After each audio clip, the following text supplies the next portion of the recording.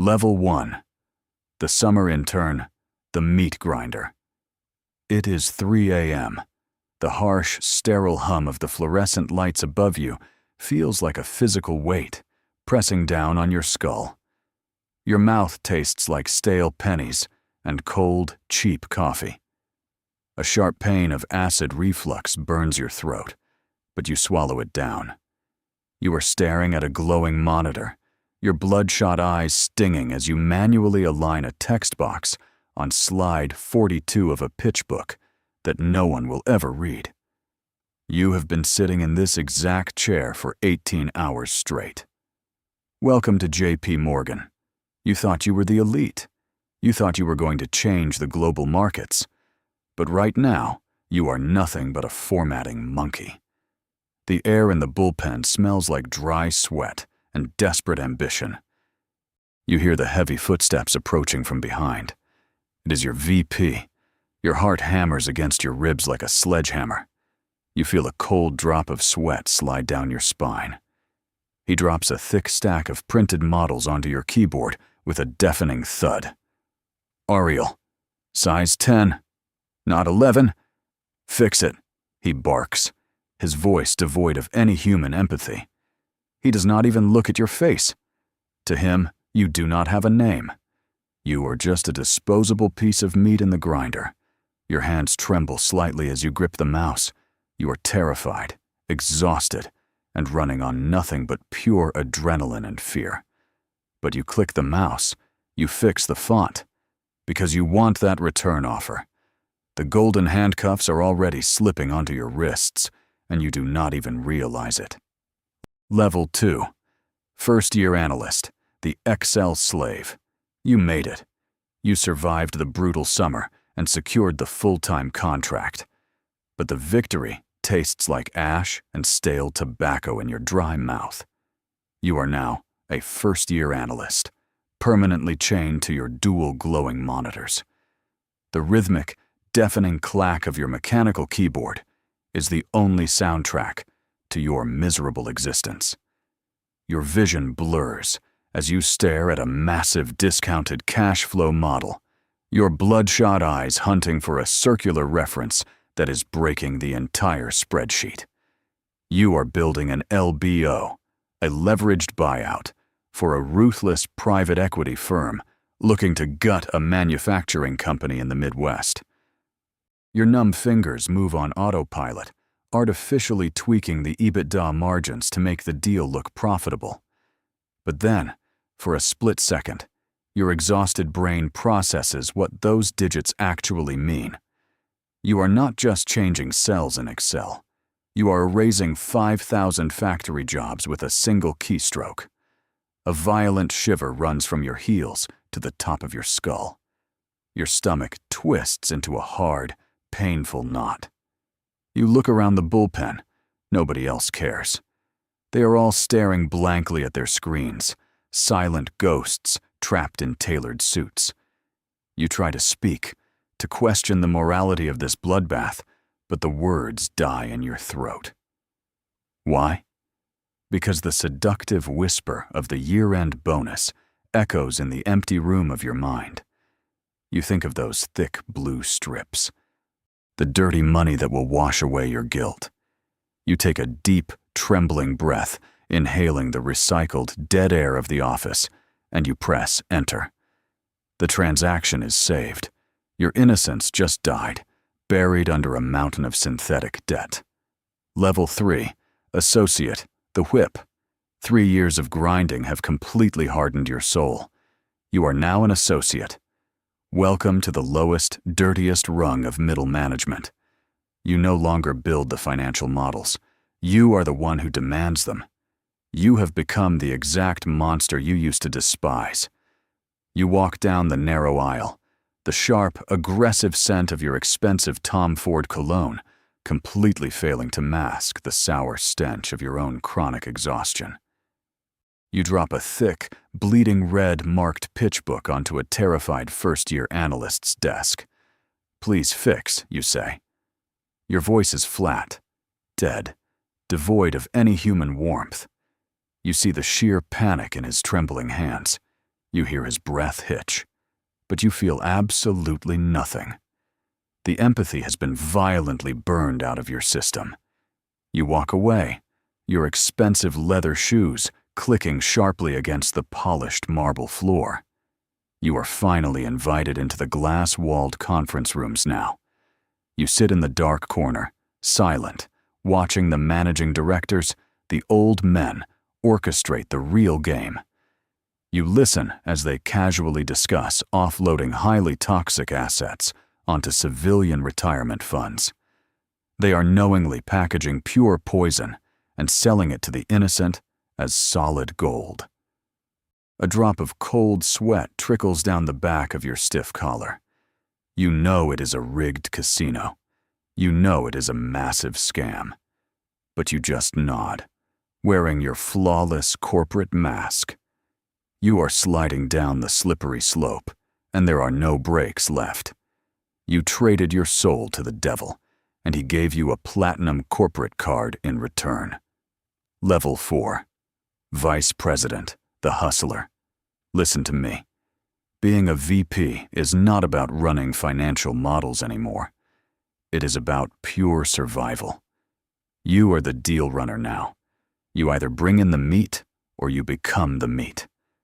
Your heart constantly beats like a sledgehammer against your ribs, a non-stop, exhausting rhythm. You pop a beta blocker dry, swallowing hard just to stop your hands from shaking before you walk into that high-end Manhattan steakhouse.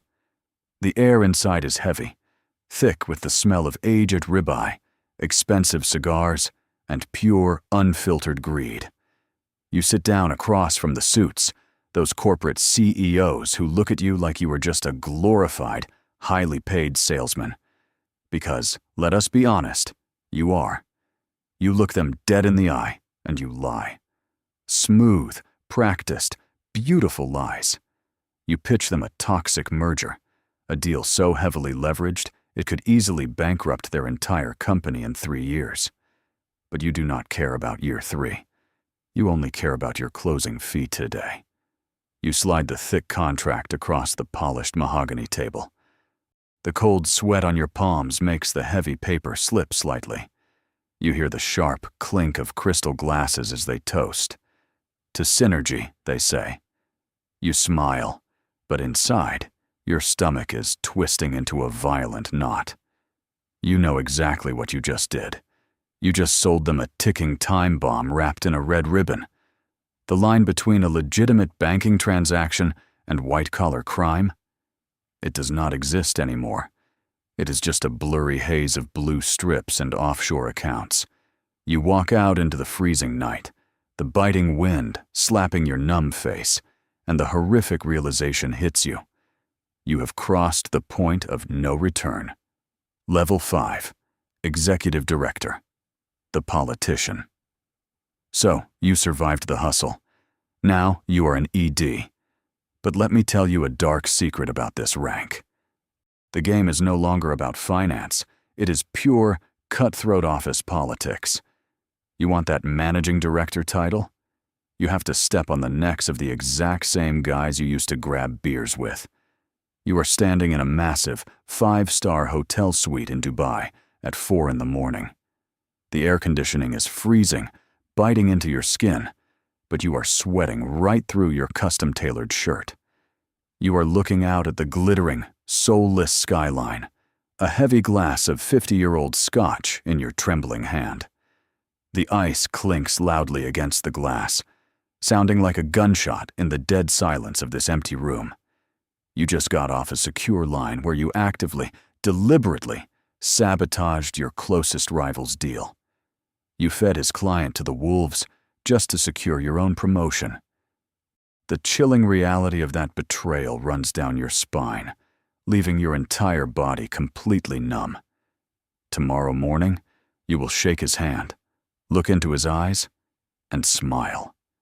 Right now, you are swimming in an ocean of dirty money, trying to figure out how to wash it clean for the shadowy figures waiting in the lobby downstairs. The ghosts of your old morals do not even haunt you anymore.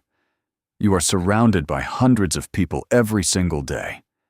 You are shaking hands, closing multi-million-dollar deals, getting the respect of Wall Street. But the silence when you are alone? The silence in your own head is deafening. You are completely, utterly alone. You have built yourself a beautiful, bulletproof golden cage, and you just threw the key right into the abyss. Level 6, Managing Director, the god of the floor. You finally made it. You are the MD, the absolute god of the floor. You pull in 7, maybe 8 figures a year, easy. Your bank account looks like a phone number. But let me ask you a very simple question. When was the last time you actually slept? Not passed out from pure, blinding exhaustion. Not those chemically induced, blackout comas. Real sleep. You are standing in the middle of your massive 10,000 square foot Manhattan penthouse. The air conditioning hums, but the space is completely silent. A deafening, suffocating silence that rings in your ears. Your family? Gone. The divorce papers sitting on the marble kitchen island are just another corporate contract you signed without even reading the fine print. You pop 2 heavy Ambien pills, swallowing them dry. You feel the bitter, chalky chemical taste coating the back of your dry throat. You walk over to the floor-to-ceiling windows, pressing your hot, sweaty forehead against the freezing, thick glass. You look down at the city. Tomorrow morning, you will walk onto the trading floor. You will smell the sharp scent of stale adrenaline, cheap coffee, and pure desperation. You will look down from your glass office at hundreds of young, exhausted kids staring at glowing monitors. You see exact, tragic copies of who you used to be, grinding their lives into dust. And for what? So you can sign one single piece of paper that will launch a hostile takeover of a rival firm. With one quick, arrogant stroke of your expensive Mont Blanc pen, you dictate the fate of thousands of civilians. You hear the sharp, crisp scratch of the nib on the heavy paper. You have ultimate power. You can buy literally anything on this planet. But this golden cage you built for yourself? The bars are so incredibly thick, so cold, that you cannot even breathe anymore. You are a king, reigning over an empire of absolute, terrifying nothingness. Level 7. Group Head, the Puppet Master. Now, you are breathing the rarest air on Earth. You are the group head, a partner at the firm. You do not even deal with regular corporate clients anymore. That is beneath you. You deal with entire nations, central banks, federal regulators. You are the ultimate puppet master, standing in the dark, pulling the invisible strings. You are sitting in a private, heavily guarded dining room in Washington, D.C. The air in here is thick, smelling heavily of polished mahogany, extremely expensive cigars, and old, terrifying money. You are having a quiet, hushed steak dinner with the exact same guys who write the financial laws. The regulators, the SEC, they are not your watchdogs anymore. They are your lapdogs. You grip the heavy silver steak knife. You lean forward, slicing slowly through the rare meat, watching the dark red liquid pool on the pristine white porcelain plate. You look them dead in the eye, and you calmly explain how you need a specific regulatory loophole. A tiny, deliberate blind spot in the new legislation, so J.P. Morgan can hide billions in toxic derivatives through dark pools. You speak in a low, smooth, almost hypnotic whisper. You are literally engineering the next global financial crisis right there, over a slice of cheesecake. Your hands are perfectly manicured, clean, washed of all sins. There is not a single drop of visible blood on your tailored suit. But the decisions you are making at this very table will bankrupt entire countries. You will turn millions of hard-working civilians into ghosts, wiping out their entire life savings and pensions overnight. And the absolute craziest, sickest part of it all? You do not feel a single ounce of guilt. Nothing. Your heart beats at a slow, completely relaxed pace. The empathy center in your brain has completely rotted away, replaced by pure, unfiltered greed.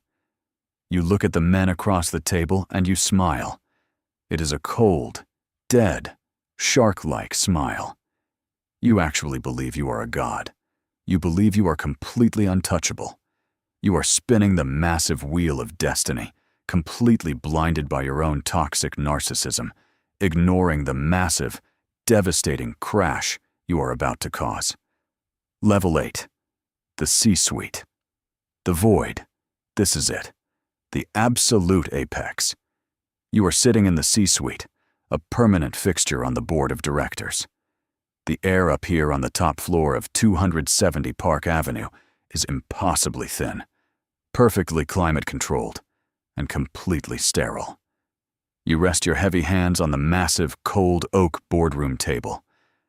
You look up at the giant Bloomberg terminals mounted on the walls. The screens are flashing a violent, bloody red. A massive, catastrophic global market crash is unfolding right before your eyes. Down on the trading floors below you, it is pure, unfiltered chaos. Men are screaming, sweating through their expensive suits, watching their entire careers evaporate into thin air in a matter of seconds. But up here, in the void, it is absolutely, terrifyingly silent. You take a slow, deliberate sip of room temperature water. The heavy crystal glass feels like ice in your numb fingers. You feel absolutely nothing. No panic. No fear. Why? Because you already made the private phone calls. The government bailout is completely secured. Too big to fail, they said. You just engineered a systemic collapse that will instantly foreclose millions of homes across the country. Hard-working families will be completely destroyed. Innocent civilians will lose everything they spent their entire miserable lives building. But J.P. Morgan, the firm survives. You survive. Your multi-million-dollar executive bonus is fully protected by a golden parachute. You stand up slowly, your joints aching from years of chronic stress, and walk over to the thick, bulletproof glass window. You look out at the gray, depressing Manhattan skyline, but instead of seeing the sprawling city, you just see your own reflection staring back at you in the cold glass. You stare deep into your own dark, hollow eyes. There is absolutely no soul left behind them. The young, naive, ambitious kid who walked into this building years ago wanting to change the world, he is dead. You murdered him with every single promotion, every single dirty deal, every single moral compromise. You stare at the absolute monster you have become. You think you are in control of the game? You think you conquered Wall Street? No. Wall Street conquered you. It chewed you up and swallowed your humanity whole. You realize the ultimate, terrifying truth of this golden cage. Money cannot buy you a single second of actual peace. It cannot buy you a good night's sleep. It only buys you a much bigger, much more expensive, and incredibly lonely bed to lie awake in, waiting for the dark.